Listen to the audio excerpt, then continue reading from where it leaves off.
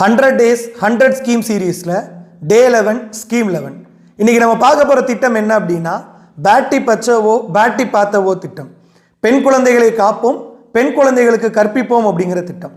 2001 இந்தியாவோட child sex ratio அப்படிங்கிறது 927. 2011 இந்தியாவோட சைல்டு செக்ஸ் ரேஷியோ 919.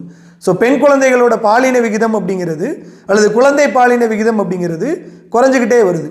ஸோ இந்த பாலின விகிதத்தை சரி செய்கிறதுக்காக 2015 ஜனவரி 22 ஹரியானா மாநிலம் பானிபட் அப்படிங்கிற இடத்துல மத்திய அரசாங்கம் பெண் குழந்தைகளை காப்போம், பெண் குழந்தைகளுக்கு கற்பிப்போம் அப்படிங்கிற திட்டத்தை தொடங்கினாங்க.